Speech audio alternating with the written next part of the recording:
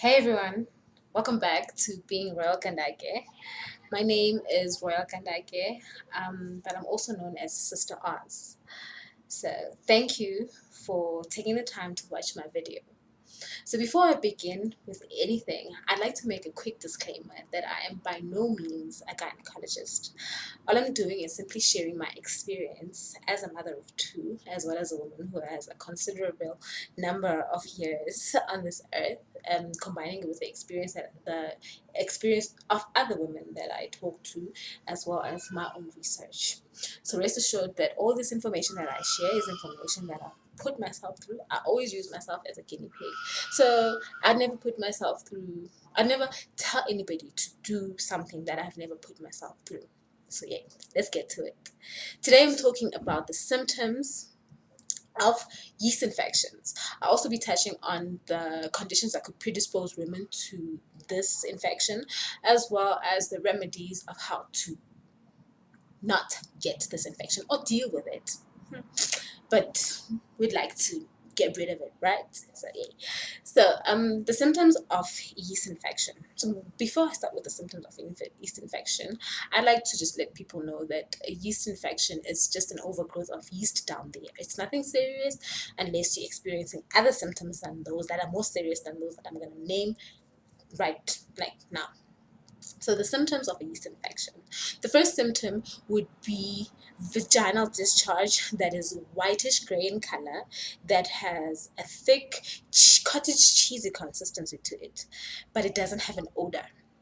The second symptom would be like an intense itch down there. On the vulva area, on sometimes on the labia, like it sometimes it gets. And then the third symptom would be like an irritation or a burn down there, especially on the vulva area. The fourth symptom is that you've experienced pain during sex or some kind of burning during sex. The fifth symptom is that you get like a painful urination or a sting during your urination.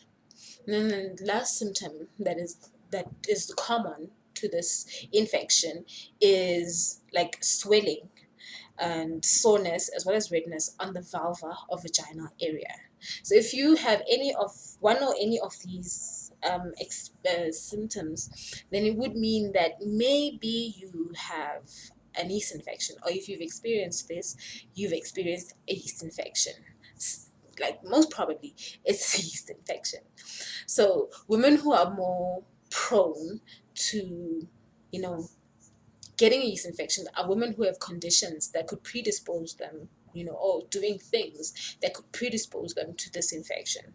So there are few conditions that could predispose women to getting a yeast infection. The first condition would be the fact that you're taking antibiotics or some immunosuppressing drug. So these eradicate the good bacteria down there, and they're just not good, you know. Generally, they're just not good. They're good, but they're not good. But it's a topic for another day. The second condition that could predispose you to getting a yeast infection would be that you're an uncontrolled diabetic. So if you're an uncontrolled diabetic, we know that diabetes is all about sugar galore. So if it's uncontrolled, it would mean that the sugar in your bloodstream spills over into your urine, and when you're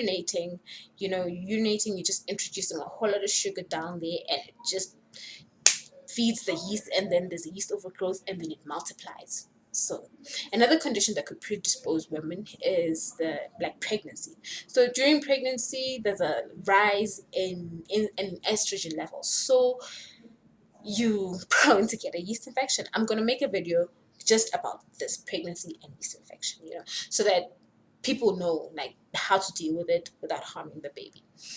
And also using less chemicals and stuff. But anyway, another condition that could predispose people to getting a yeast infection, or women to getting a yeast infection, would be like poor eating habits. So if you're consuming foods like that are high in sugar, especially like even if it's like whether it's liquid or it's solid, if it's high in sugar like fructose, sucrose, and all these other raw like refined, especially sugars. Like they just rise your pH, and then you become more acidic, and then you're more prone. And as well as refined carbohydrates, those are also not good for you. Like any product of white flour can just make your pH just spike, like rise. So another condition that could predispose women to getting a yeast infection would be like the soap that you use. So any soaps that have perfume. So let me say the soap and the manner that you bathe does you use to bathe down there.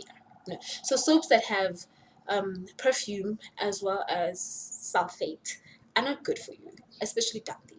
You really don't need to do a lot of work down there, like as well, especially douching. Douching, I'll put it together with the soaps, like douching and all these other things are just not good. Another condition or something that you do that would make you like prone to this would be um like how you wipe. How people wipe. Oh my goodness, do we really need to make a video about how to wipe down there? It's always, where's my dog? I have a dog here. It's always from back to front with a wipe or a tissue. Like for me, I prefer to use. I don't like using a tissue down there to wipe like every time because I drink a lot of water, and I have to use the toilet all the time. So I just prefer to just make my some cloth, cotton cloth, of course, like bath rag, vaslap in local lingo, vaslap. You take a vaslap, your rag, your cotton rag, and you just make it wet, some like lukewarm water, and just wipe yourself, and then just rinse it off again. That's also good for the environment. So like even in using the cloth, other women use wipes, like unscented wipes, of course, and then you wipe front, like where's the front? From front to back, like that. Not like this. Not like that. That's just wrong. It just doesn't make any sense. So and then one other condition that could predispose women would be like hormonal imbalance. I've noticed that like a few days before my cycle, my period starts, I experience like a whole lot of discomfort down there, because of the the progesterone spike. So the hormones like they fluctuate. Also, women who are pregnant are prone to hormonal imbalance, as well as women who are menopausing are prone to hormonal imbalance. So that could be the reason why the fluctuating. Sorry about that. The fluctuating hormones. Another condition or thing that people do that could make them cause, get a yeast infection would be the underwear that women wear. So if you are wearing fancy like nylon, like lacy kind of underwears, that is also like it doesn't allow like your under region to breathe. So as well as using panty liners on those underwears, that just is not. It just does the things. So I would advise women to wear cotton underwear. Like cotton underwear is just more breathable. It just gives a whole lot of breathing area down there. As well as just consider not wearing underwear when you're at home. Just wear. You know, I like wearing loose fitting clothing that just makes it breathable. I don't need to wear a bra when I'm at home, or that I don't need to wear like uh, nothing when I'm at home. Why would I do that? Like, why should I just make myself feel all kind of ways? I like feeling free when I'm at home. Anyway, so those are the conditions. Some of the conditions that could predispose women. If you know of any, please let me know, because I'm also a student of life. I like to learn these things because I'm so young. Okay, anyway, so the remedies that would assist in dealing, treating, and eventually, stopping yeast infection would be one of two things. Firstly, You could go to your doctors, like your Western normal doctors, or you could deal with it like on your own. Like, why not? It's a disease. Sorry, it's an infection that you need to understand that really doesn't need, like, you can really deal with it alone, unless it becomes really, the symptoms become really severe. Then maybe you could consider something else. But I really choose the homeopathic route. So firstly, if you want to go to the doctors, you can go to the doctors, or the pharmacist. They'll prescribe, oh, the doctor will prescribe, or the pharmacist will give you three of or all of, like, um what you call these, ointments, tablets, and like creams. So you could use those. So remember we talked about the antibiotics, and that's what a doctor is likely to give you. So think about it, or if you're choosing to go the route that I really advocate for and endorsed with my talking points, is homeopathy. So in homeopathy, two things you could do. You could deal with it, you should, in fact, should deal with it externally and internally. So externally, we're dealing with the panty situation. Deal with your panty situation. We're dealing with the grooming situation. Deal with your situation. So you could wear your cotton underwears, like I said. You could just choose to be free when you don't need to have a panty on, like, really. And then you could also, like, no sanitary towels that are scented are really unnecessary. So just use unscented if you absolutely need to use them. You don't need to use them, but if you absolutely need to use them, use unscented sanitary towels. And then soaps. I use Sunlight, guys. Just soap that doesn't have a whole lot of nonsense. Like, use soap that doesn't have a whole lot of. So I just choose the easiest. Plus, it's like so cost efficient. So I use Sunlight. So you can use your. I'm not going to talk about any other name. Okay, so those are the things that you could do externally. So, and good hygiene, of course, like discussed the wiping situation. Good hygiene, please. And bathe often and drink water, please. Please drink water just for yourself. Besides the aging thing, just drink water for yourself. I also need to make a video about that as well. So anyway, so internally, so that was dealing with it externally, on the surface. So internally, we really need to deal with this thing internally. Internally, you can do a few things, if not all, but just a few things. You don't have to do all of them. You can choose one, see if it works, and it won't hurt you. No one hurt you. So you could one. That's the most important one. No, not the most. I'm going to talk about the most important one. The semi-important one, semi-most important one, is a sitz bath. Sit on a sitz bath. What is a sitz bath? A sitz bath, it's a bath. You run yourself a bath. Water, lukewarm water, close, like on the warmer side of things, and then sit in it for like 15 to 20 minutes, and then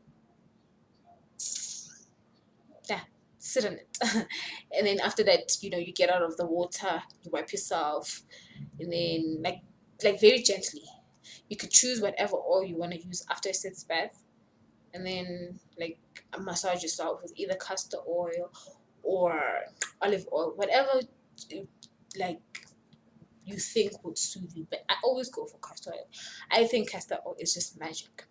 So a sitz bath will help you to deal with the inflammation and the soreness down there, and it also just helps to manage the pH down there in the entry points.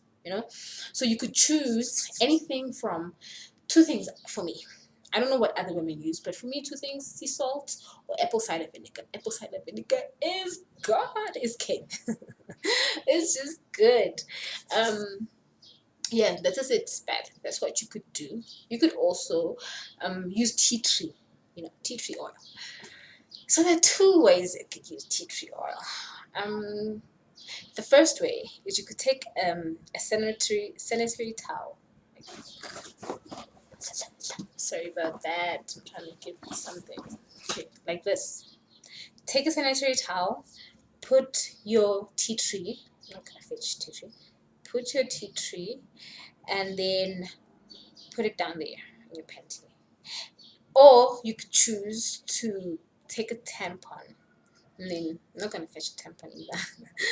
Take a tampon and then like spritz little bit as well here, like 1, 2, 3, 4 drops. It's very strong, so please, like that tea tree, and then in the tampon a little bit, put it down there for like 2 to 3 hours max, and then take it out and repeat that tomorrow and tomorrow and tomorrow if you still feel you need to. Or another one thing you could do, which is what I always do, my go-to thing, is the garlic. You take the garlic, you poke holes into it, and you slip it down there. If you really are not sure about the things happening down there, you could always like put in thread through the garlic and put it down there. It helps. And then um, another way you could deal with this, sorry about this, which I feel is the most important one, like I said earlier, is to balance the pH in your gut and your vagina, because the pH in your vagina is closely linked to the pH in your gut. So please, like, try by all means to eat foods as well, like consume, ingest everything that is good for you, that is alkaline. So you can, well, I'll make another video about alkaline and acidic foods and products and stuff later on down the road.